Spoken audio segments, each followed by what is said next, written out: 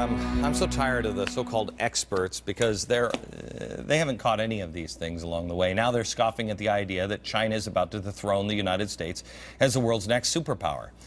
I think it may have already happened, and we better wake up. I trust regular Americans more than these so-called experts. Your agenda is America. What is their agenda? I can't figure it out sometimes. 44% of Americans now believe China is the world's leading economic power. Only 27% think the U.S. is. Take a minute to absorb that. Why do you think that is? What do the people know that the experts refuse to address? Maybe the experts just don't know how to read, because I just read the Chinese government is cutting back on imports. When I saw that, I went, holy, Usually that wouldn't matter much. But remember how our fearless leader plans to save our economy. We will double our exports over the next 5 years, an increase that will support 2 million jobs in America. Biggest market in the world, China. China cutting back, America doubling things to sell to people who aren't buying. I don't think this is going to end well. Now, who do you think is going to win in the end? China is a new form of government. It's a combination of communism and capitalism. It's state-run capitalism. It's ugly. Thug communist country, that's who we're dealing with. But we've been so nicey-nice at the leaders level, we don't even call them Red China anymore. The way we used to do business 50 or maybe 100 years ago, we were nimble. We didn't have a lot of government regulation, out-of-control unions. You could invent something, you could think it, you could do it, and it was out there. We don't do that anymore.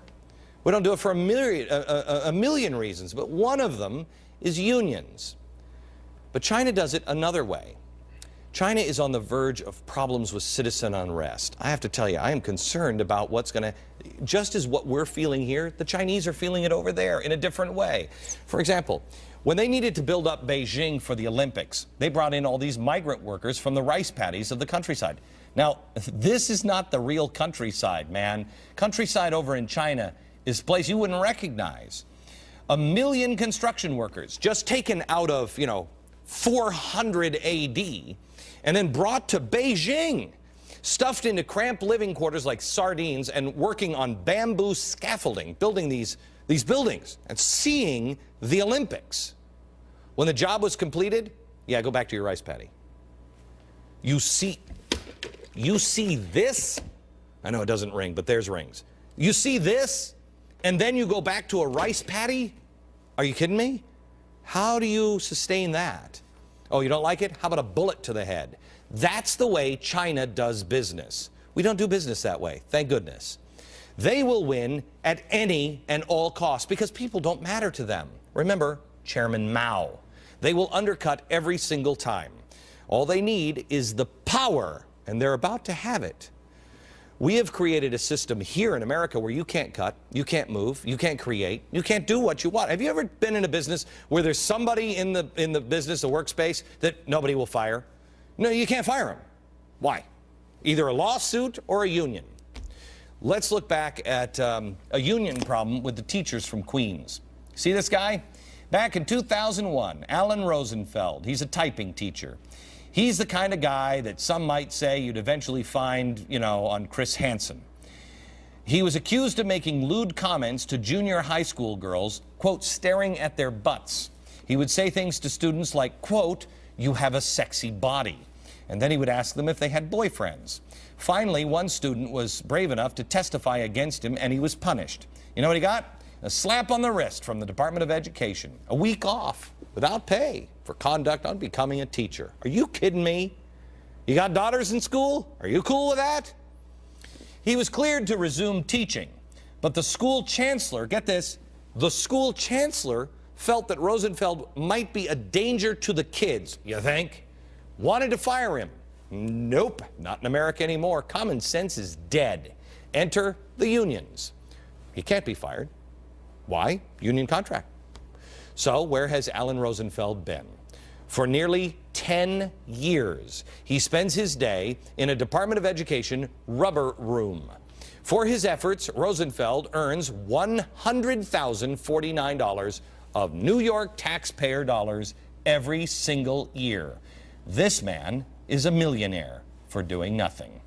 When he retires, he'll get paid half of the sick days he's accumulated. He's only got 435 of those sick days. He stands to collect a juicy pension of $82,000, taxpayer dollars every year. And by the way, that pension grows each and every year by $1,700. Retirement age is 62. He's 64. He's decided not to retire for now. We can't even fire a guy the school is afraid that might be a predator. He's got a six-figure salary. Why? The unions. What do you think in a race to the top? You think this country is going to win? Or the people will just grab you out of a rice paddy, say, build the building on that bamboo scaffolding, and then back to the rice paddy? Is there not one decent person? Is there not one decent person who values integrity more than their contract? I say most union members are those decent people. They love America just as much as I do, and I rail about the unions all the time. But it's not the union members, it's the union leadership, just like we found out with the Soviets. It wasn't the Soviet people, it was their leaders. We're all the same. Republican, Democrat, union, non-union, we are the same. We just have to cut the crap and start actually doing the right thing. The way to remain the world's superpower is more unions, more SEIU. You know and I know that it's not going to work. The only way is through the people. The people. You call it populist all you want. I call it American. More on that next.